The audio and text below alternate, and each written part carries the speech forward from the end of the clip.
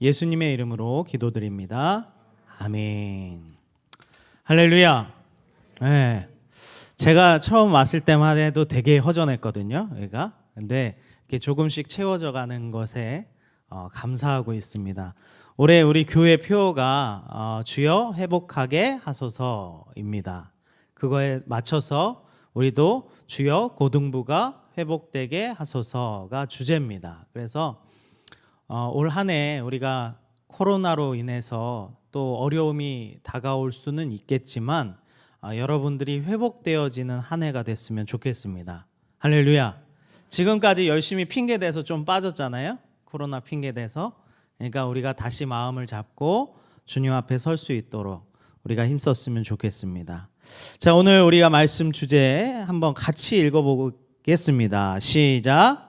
하나님이 받으시는 제사. 제가 지난주에 드렸던 말씀 기억하신가요?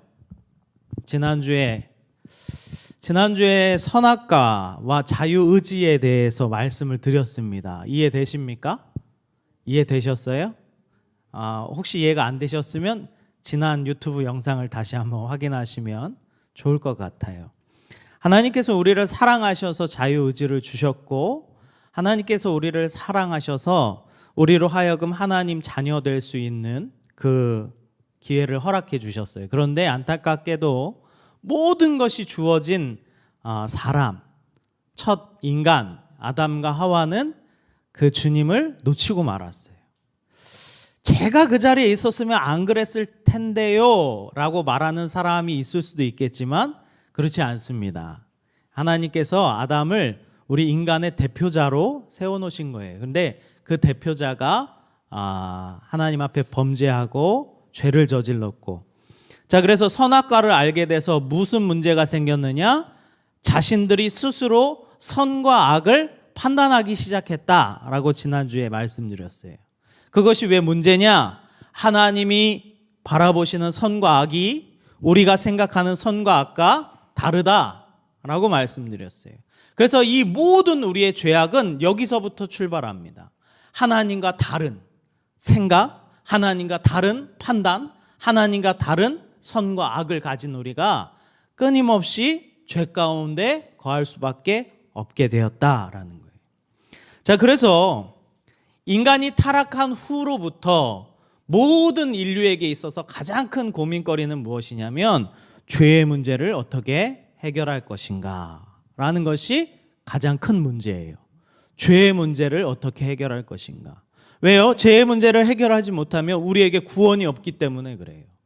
그걸 잘 아셨던 주님께서 우리 사람들에게 피할 길을 주셨는데 그 방법이 바로 제사예요. 오늘 우리 창세기 말씀에 보면 처음 기록되어 있는 제사에 대해서 나와 있습니다.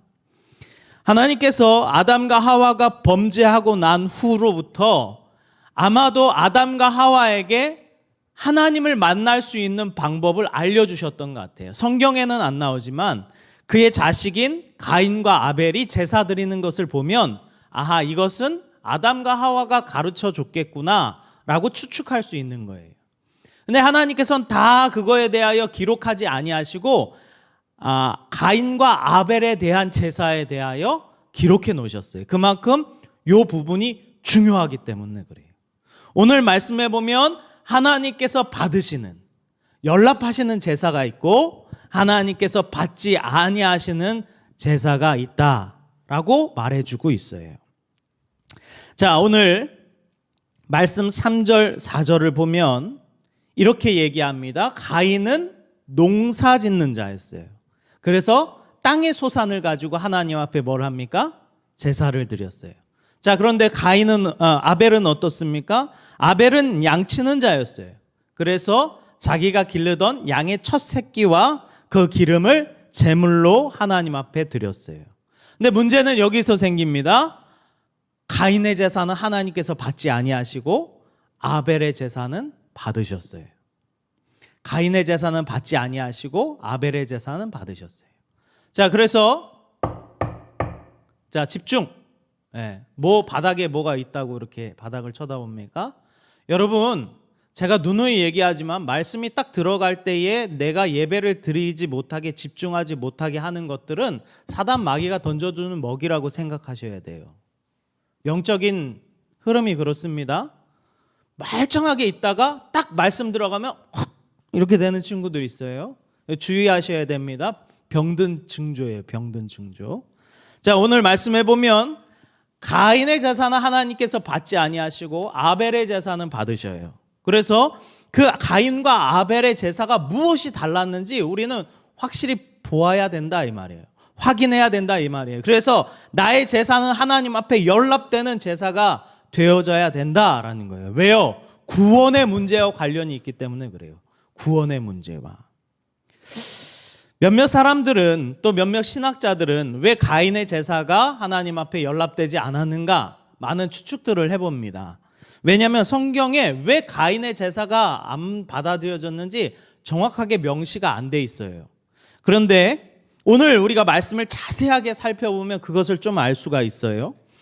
몇몇 사람들은 가인이 드린 제사는 땅의 소산물로 드렸기 때문에 하나님께서 받지 않으셨다 이렇게 말하는 사람들이 있어요.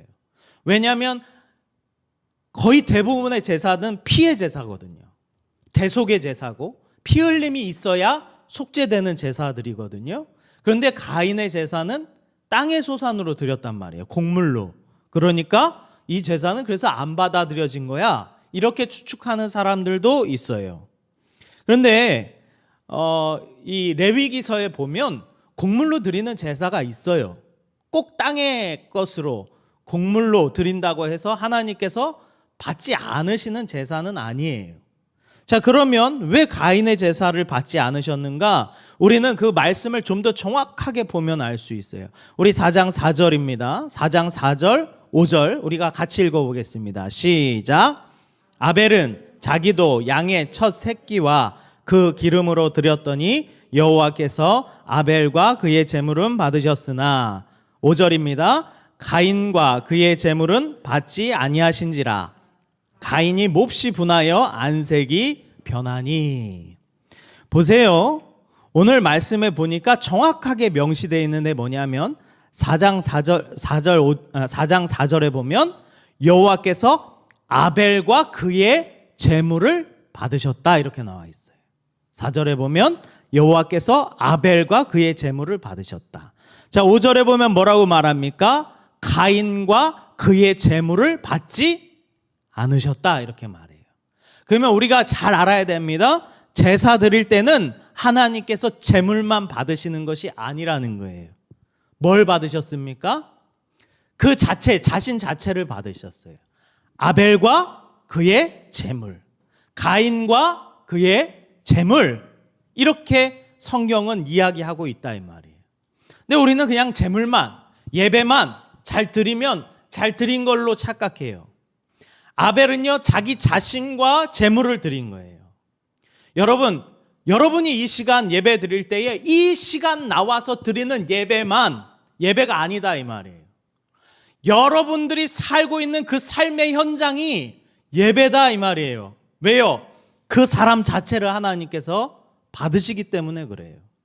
여러분이 주일날 예배를 와서 잘 드렸으니까 그런 사람 많습니다. 교회와 세상이 분리된 사람. 삶이 나눠져 있어요. 그래서 교회 와서는 거룩하게 예배합니다. 목사님, 전 새벽 예배도 드리고 수요 예배도 드리고 금요 예배도 드리고 뭐 주일 예배도 다 드립니다. 그런데 만일 그 사람의 삶이 개차반이면 그 제사가 받아들여지겠습니까? 아니요, 그렇지 않다라는 거예요. 우리는 확실히 알아야 됩니다. 오늘 말씀에 뭐라고 말하냐면 아벨과 그의 제물을 드렸다는 거예요. 가인과 그의 제물을 드렸다는 거예요. 그런데 하나님께서 아벨의 제물은 받으시고 가인의 제물은 안 받으셨어요. 그러면 그 이유가 무엇입니까? 제물에 있습니까? 아니요. 그 사람에게 있다는 거예요. 하나님께서 제사를 받으시냐 안 받으시냐, 예배를 받으시냐 안 받으시냐는 그 사람에게 있다는 거예요. 사람에게. 제물이 아니라. 말라기서에 보면요, 하나님께서 뭐라고 말씀하시냐면, 야, 누가 저 성전문 좀 닫아주라. 너희가 드리는 그 제물이 내가 구역질 나서 못 받겠다. 이렇게 말씀하셔요. 왜 그렇습니까? 그 재물이 문제였습니까? 아니요. 그 드리는 자들이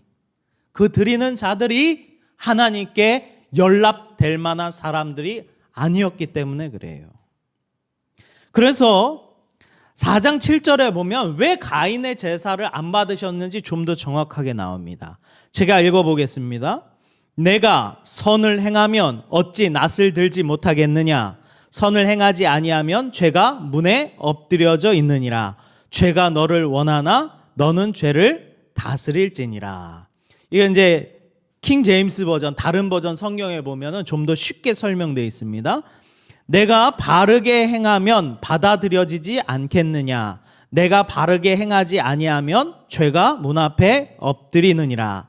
죄의 욕망이 내게 있으니 너는 죄를 다스릴지니라. 하나님께서는 이미 그들이 제사 받을 때에 그들의 삶도 같이 보셨다는 거예요. 근데 가인에게는 큰 문제가 있었습니다. 왜 그렇습니까? 그가 하나님 앞에 선을 행하지 아니하였다, 이렇게 말씀하시는 거예요. 그의 제사가 아니라 그의 삶이, 그의 행동이, 그의 마음이 하나님 앞에 선하지 않았다, 이렇게 말씀하시는 거예요. 구약 시대에는 형식만 보시고 신약 시대에는 마음까지 보시는 게 아니에요. 원래 구약 시대에도 하나님께서 마음을 보셨어요. 그 마음을 표현하는 방식을 구약 때 알려주신 것이지 그 마음이 사라지고 형식만 있어도 된다가 아니었어요. 원래 하나님의 뜻은. 근데 이스라엘 백성들이 점점 어떻게 변해 갑니까? 그 마음은 잃어버린 채 형식만 남았던 거예요. 그래서 이 바리새인들이 책망받은 게 뭐예요? 너희 마음은 회칠한 무덤같이 시커매서 썩어 들어가는데 겉에만 하얗게 발라놨다는 거예요. 근데 너희는 원래 본질이 뭐라는 거예요? 무덤, 속이 썩어 있고 죄악 가운데 가득 들어있는 그 무덤, 아닌 척하고 가려봤자 하나님 앞에 다 들통난다, 이 말이에요. 여러분도 이 시간 마찬가지입니다. 우리의 믿음이 어때야 됩니까? 하나님 앞에 진실돼야 돼요. 하나님 앞에 거짓되지 말아야 돼요. 내 마음이 하나님 앞에 진짜여야 된다, 이 말이에요. 그런데 희한하게도요, 예배 드리는 태도를 보면 보여요. 이 사람이 마음에 있는지 없는지. 그래서 하나님께서 그 형식을 말씀하셨는지 모르겠어요. 그런데 어쨌든 그 형식보다 더 중요한 것은 그 안에 들어있는 마음이라는 거예요. 그 안에 들어있는 마음.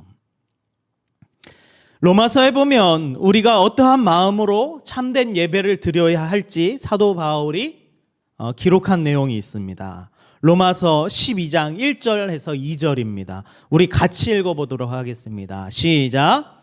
그러므로 형제들아 내가 하나님의 모든 자비하심으로 너희를 권하노니 너희 몸을 하나님이 기뻐하시는 거룩한 산 제물로 드리라. 이는 너희가 드릴 영적 예배니라.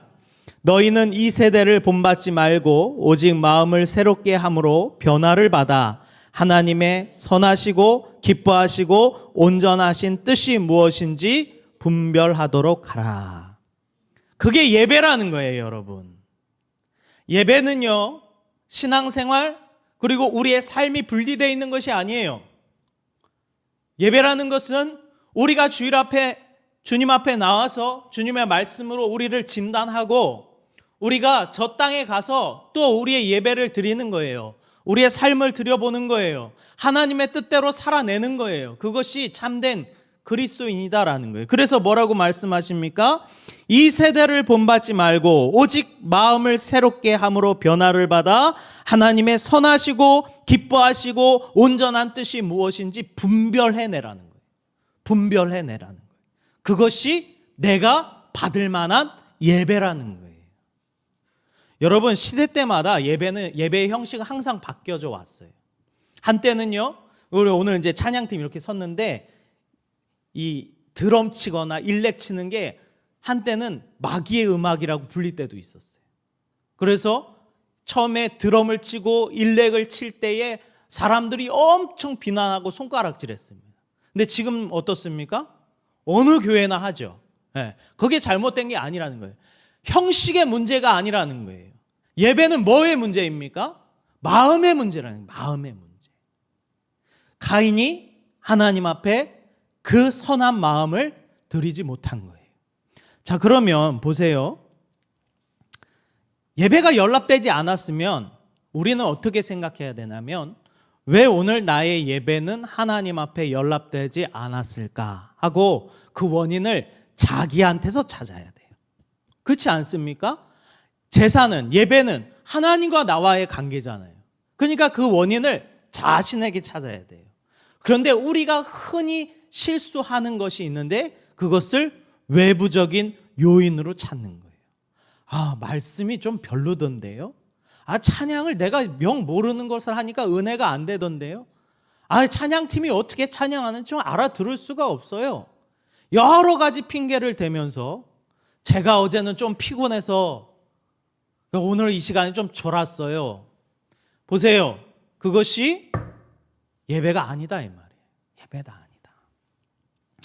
이 가인은요, 제사를 실패하게 됩니다. 그리고 그의 제사가 연락되지 않은 것에 대해서 가인은 분을 내기 시작해요. 제가 봤을 때는 성향상 좀 다혈질이었던 것 같아요. 가인이. 그럴 수 있어요. 그게 무조건 잘못된 건 아닙니다. 그런데 가인은 그 원인을 다른 곳에서 찾기 시작합니다. 자신의 제사는 연락되지 않았는데 자기 동생 아벨의 제사가 연락이 되자 그 모든 분의 화살을 어디로 돌리기 시작합니까? 아벨에게 돌리기 시작해요. 아벨에게. 그러면서 이 상황에 대해서 하나님께서, 보세요. 가인이요, 하나님 앞에 제사를 드렸는데 하나님과의 관계가 끊어진 건 아니에요. 저새가 연락 안 됐는데도 불구하고 하나님과의 관계가 끊어지지 않았어요. 잘 보세요. 하나님께서 가인에게 말씀하셔요. 왜 너의 마음에 분이 있냐? 너는 그 분을 다스려라. 이렇게 말씀하셔요. 이 7절에 보면 죄가 문 앞에 바짝 엎드려 있느니라 이렇게 말하는데, 이게 무슨 의미냐면 가인이 그 집 밖을 나와서 분을 낼 때에 마치 사자가 어떤 어린 양을 잡아먹기 위해 기다리는 것처럼 죄가 문 밖에 기다리고 있다는 거예요. 언제든지 가인이 분을 내면 그를 집어삼키려고. 그래서 하나님께서 경고하셔요. 야, 너 안에 있는 죄를 다스려.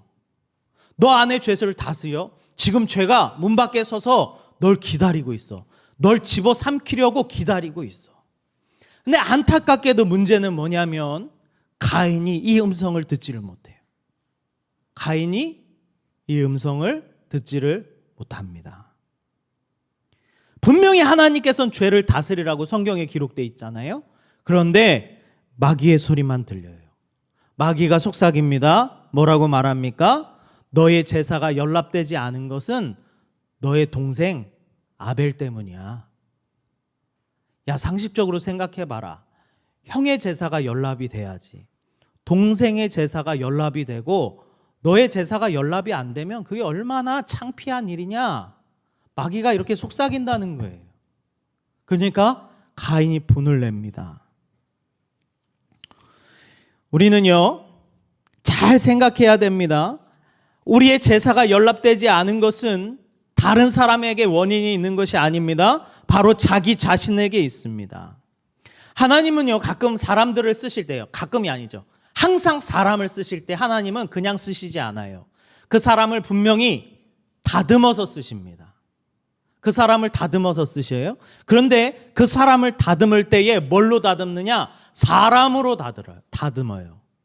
환경으로 그 사람을 다듬어요. 그래서 그 사람이 모난 곳이 있으면요, 계속 부딪히게 만듭니다. 어떤 사람이 계속 찌르는 거예요.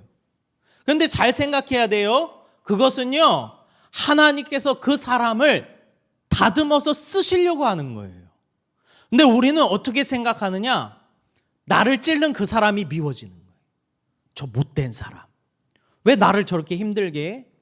원인을 자기한테 안 찾아요? 다른 사람한테 찾는 거예요. 내가 있는 성질을 죽이려고 하나님께서는 때로는 어떤 사람을 붙이셔요.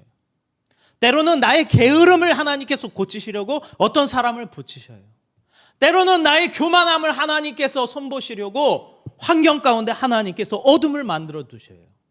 그러면 우리가 그 가운데 바싹 깨지고 엎드려지고 결국 하나님을 그 찾는 과정을 통하여 하나님은 그 사람을 쓰시는 거예요. 근데 여기서 가인은 어떡합니까? 자기의 제사가 연락되지 않으니까 그 원인을 다른 사람에게 돌립니다. 저는요, 그런 어려움에 처하거나 하나님 앞에 연락되지 않은 모든 상황을 처할 때에, 그런 어려운 환경에 처할 때에 나타나는 딱 두 가지의 경우를 보게 돼요. 예를 들어서 소녀 가장, 부모님이 없고 홀로 서기를 해야 되는 소녀 가장이 있다고 한다면 딱 두 부류가 나타납니다. 어떤 사람은 진짜 그 상황을 극복해서 서든지, 아니면 그냥 그 자리에 주저앉아서 엉망진창으로 살든지. 제가 유신고등학교 다녔거든요. 자, 유신고 한 명밖에 없네. 네. 제 유신고 다녔는데 유신고가 미션스쿨이라 목사님 아들들이 많았어요. 그러면 목사님 아들들은 진짜 딱 두 부류예요. 진짜 망나니거나 아니면 정말로 신실하거나. 진짜 망나니 애들은 막 담배 피고 뭐 술 먹고 자기 멋대로 하는 친구들이 있고, 같이 찬양부에서 찬양하며 리더하며 인도하는 목사님 아들들이 있어요. 어중간한 애들은 없더라고요. 어중간한 애들은 없어요. 사람이요, 그런 상황에 만약에 예를 들어서 어떤 폭력적인 가정에서 자란 아이가 있다고 해봅시다. 그러면 그 아이도요, 성향이 딱 두 개로 나눠져요. 나는 내 부모와 같이 되지 않으리라 하면서 정말 가정을 반듯하게 세우는 사람이 있는 반면에, 부모에게 당한 것을 똑같이 자녀에게 물려주는 사람도 있더라 이 말이에요. 이렇게 극명하게 두 부류로 나눠져요. 여러분, 우리도 마찬가지입니다. 우리가 신앙이라는 것은, 믿음이라는 것은 딱 이렇게 두 부류로 나눠지는 거예요. 정말로 참으로 믿음의 길로 가거나 아니면 결국 하나님을 떠나고 버리든가. 둘 중에 나눠져요. 마지막 때가 되면 될수록요, 믿음의 사람은 더 믿음 가운데 들어갈 거고요, 믿음에 서지 못한 사람은 더 믿음에서 벗어나게 될 거예요. 주님께서 말씀하시잖아요. 있는 자는 그 있는 것이 더하여질 것이고 없는 자는 그 있는 것도 빼앗기리라. 이것이 마지막 때의 징조예요. 여러분은 어디 편에 서려고 하십니까? 정말로 더 믿음의 편에 들어가려고 하십니까? 아니면 대충 시간 때우다가 가야지 생각하십니까? 여러분, 구원이라는 건요, 어쩌다 보니 구원받았어요, 이런 건 없어요. 죽기 살기로 믿든지 아니면 결국은 지쳐 떨어져서 나 하나님 모릅니다 하고 하나님 떠나든지, 둘 중에 하나예요. 여러분, 지금 젊을 때부터 신앙생활 하잖아요. 여러분, 평생 신앙생활 해야 됩니다. 평생 예수 따라가야 돼요. 그 날수가 적을 수도 있지만 매우 긴 날입니다. 그 동안에 열정을 가지고 하나님 잃지 않고 쫓아갈 자신 있습니까? 자신 있습니까? 아멘. 네. 이 자신이 없는 사람들 있어요. 그 사람들은 특별히 하나님 앞에 기도해야 돼요. 주님, 나 만나달라고. 나 만나달라고. 결국 주님 오시는 그날까지 주님 못 만나는 사람은 비전이 없다니까요. 여러분들이 그냥 대충 그렇게 신앙생활 해서는 이 마지막 때에 못 견뎌요. 그래서 성경에서 뭐라고 말합니까? 너희가 군사래요. 군사. 훈련받고 무장돼야 됩니다. 구원의 투구를 쓰고 의의 흉배를 붙이고 진리의 띠를 띠고 복음의 신발을 신고 믿음의 방패를 들고 성령의 칼, 말씀의 칼을 들고 사단 마귀와 싸워야 되는 세상이 바로 이 세상이다 이 말이에요. 여러분이 그냥 대충 왔다 갔다 하는 그런 신앙생활, 그리고 여러분의 삶이 신앙과 분리되어 있는 삶, 그것은 참된 믿음이 될 수 없다 이 말이에요. 아벨은요, 하나님 앞에 연락되는 제사 한번 드리고 죽었어요. 근데 성경은요, 아벨에 대해서 계속 얘기합니다. 믿음의 성공자라고. 예배의 성공자라고, 연락된 예배를 드린 자라고 계속 이야기합니다. 전 여러분에게 간곡히 부탁하는 것은 뭐냐면 여러분의 예배가 한 번이라도 하나님 앞에 연락되는 그러한 예배를 드리시기를 간절히 소망합니다. 할렐루야. 네, 간절히 소망합니다. 올해 이제 우리가 회복의 해로 정해서 우리가 그 목표를 가지고 나아갑니다. 여러분의 예배가 하나님 앞에 정말로 연락되어져서 하나님 만나고 하나님과 함께 하게 되어지는 여러분의 신앙의 모습이 되기를 간절히 소망합니다.